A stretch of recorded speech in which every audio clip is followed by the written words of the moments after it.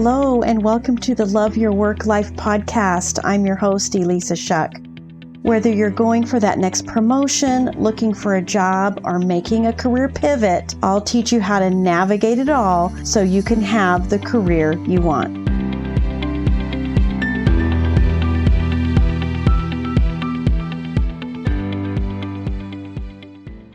This is episode 60.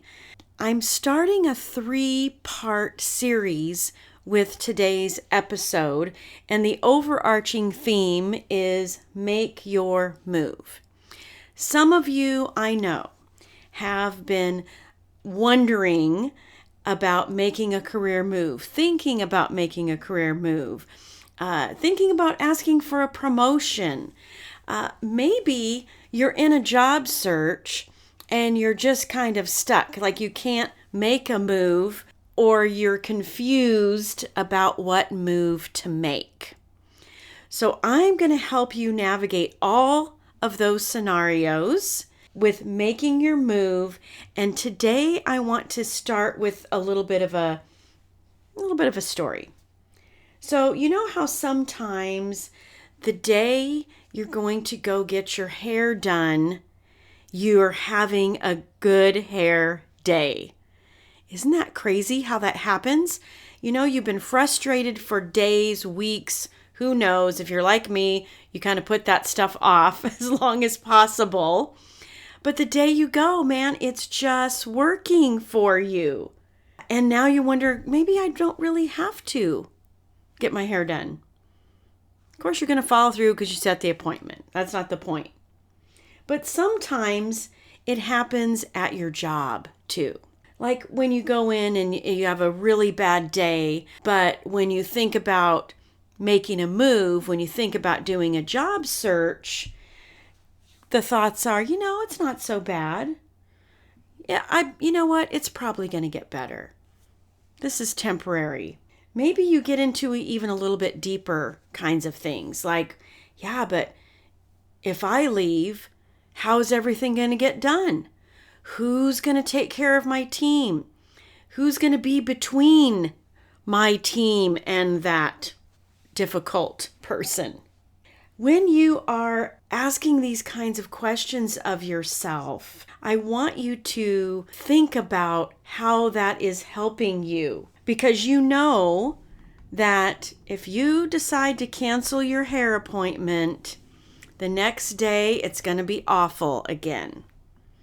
You know that eventually you're going to have another run-in with that toxic person, or you're going to feel undervalued, or you're going to feel like your potential is capped off. I want you to start to use those as an opportunity to observe. Witnessing is everything. We know this because of quantum theory. This thing called the observer effect is the idea that the very act of observing and measuring something changes it in some way. The outcome changes. It changes the result. When you're looking at the molecules or the particles, whatever those things are, I'm not a science geek, but I love the theory. I love the idea that when these things are observed, they change. And the very idea that you are taking some time to observe your thoughts, to observe your career, to observe where you are today is the first step of making your move. It's not that hard. It really isn't. But it does take being a witness, an observer of your brain. It does take paying attention to what is happening and changing even the language that you're using. That's a first step, I think, of observation, is paying attention to the stories that you're telling yourself. Sometimes those stories serve you and sometimes they don't. Are they serving you towards your move? Or are they making you stay where you know you've been unhappy for a very long time? The thought that maybe it's going to get better, how many times have you thought that, and how many times has it gotten better? And here's a really poisonous thought. I should leave. I should change. Shoulds do not work, my friend. They do not. It's kind of like the Yoda, there is no try, right? There is no should. Should just keeps you stuck where you are. Should is always out there somewhere in the future instead of making the change, making the move that you want to make real and present and now. So let's talk about the now versus the past and the future. So if you listen to Eckhart Tolle, he's one of my favorites, and many other teachers will talk about being in the present moment and the now. The now is really all we have. However, we do often look to our past as evidence of what's possible in the future. In the present moment, there really isn't a future, and the past is just part of your imagination. We'll get to that a little deeper in a minute. You only have the present moment. But it is true that we often look to our past as evidence of what's possible in the future. And when we are doing that, our past stories get perpetuated in the future. Now, that isn't necessarily a bad thing. I am coaching my clients all the time to look for evidence in their past that shows them what they can do in the future. It's kind of like when I suggest that you apply to roles that you're 60% qualified to do. One of the key components of that coaching is that when you got that new thing, when you were given that new project, when you took on that additional responsibility, you probably weren't 100% qualified to do it. But someone saw your potential, you felt a little bit of that potential inside yourself, so you said yes, and you went for it. I want you to leverage the past for evidence of those kinds of things and perpetuate those stories in the future. But what if your thoughts about your past aren't helping you make your move? Well, it's always been this way. I've never been able to get the promotion I want. I've never been able to make the money that I wanted to make. Those statements are getting perpetuated in your present and ultimately your future. But if our past is just imagination, it's just what you're choosing to tell yourself, it's just what you're focusing on, you can rewrite that if necessary. It's amazing what happens when my clients start writing down accomplishments. And it's not easy in the beginning because no one really teaches us to look at the day-to-day stuff that we do as a result or an accomplishment. It's your role and responsibility, right? Roles and responsibilities. That's always the headline on those job descriptions. But those things, those bullet points, those are actually results that you are creating day in and day out. And they have impact and they are contribution. And so when you start paying attention to those, as hard as it is in the beginning, you will start to find more and more and more. This is the kind of evidence that I want you to be looking for. This is the way I want you to rewrite your past. A past that's actually overcoming the odds. A past that tackled problems and did things when you were uncertain about the result. Taking the chance on yourself. That's a good one. How about taking a chance on yourself? So good. You can observe and measure and look at your past, and it will, depending on how you measure that, if you measure it as success instead of measuring it as failure, either way, the observation and measurement of it is going to reflect in your future. So I want you to be thinking of it as success, thinking about it as resilience. Think about it and rewrite the story of your past in a positive light, because it's going to affect where you go from here in your move. And trust me, we'll get into part 2 and part 3 here, where I talk a little bit about motivation and I talk about what to do to make it happen.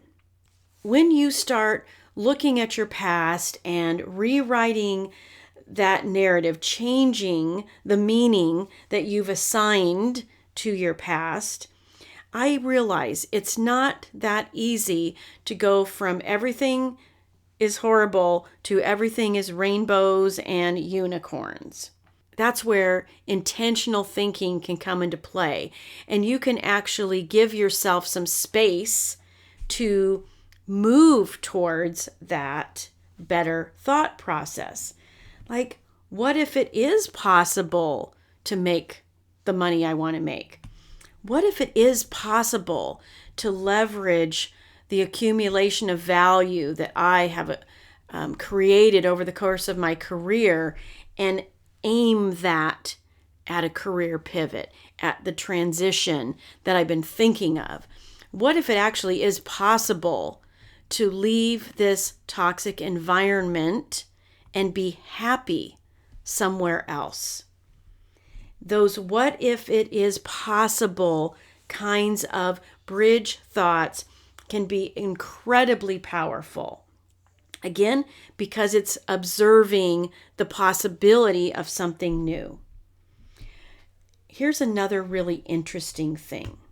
When you're focused on where you're headed, the evidence that it's happening will always be there for you. This is an incredible reality because we kind of get what we look for. It just happens that way.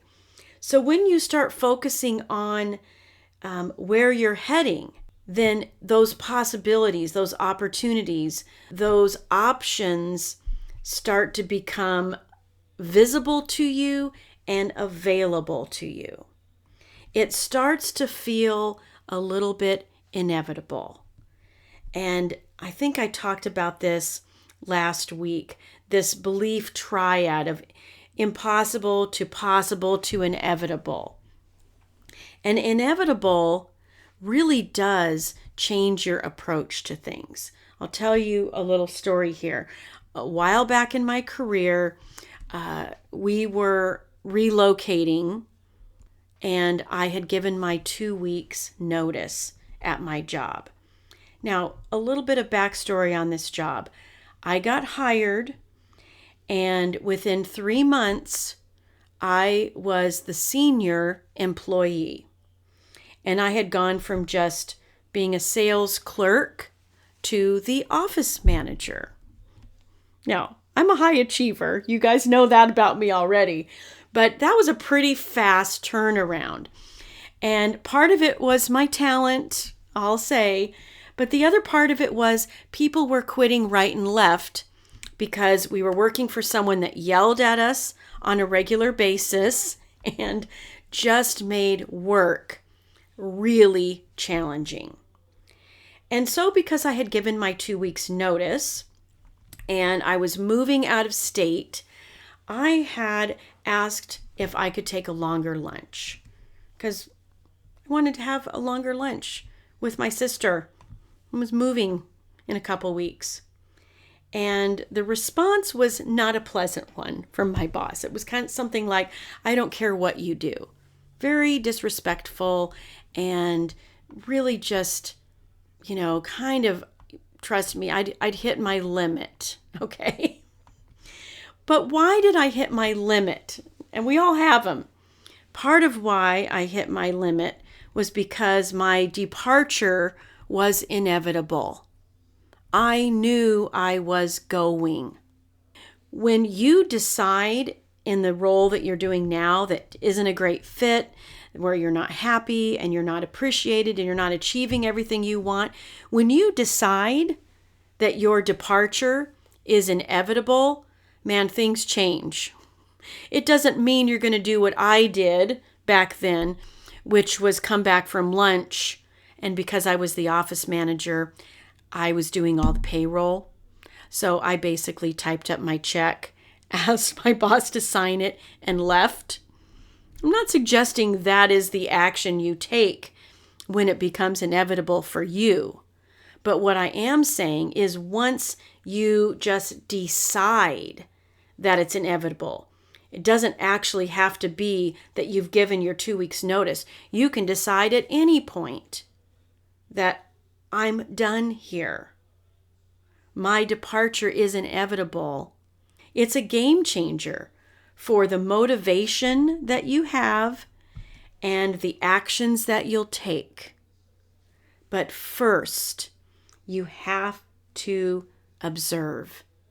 You have to listen to the stories that you're telling yourself, and you have to make a deliberate decision to rewrite those stories, to change that narrative in your head from being stuck to possibly making a change.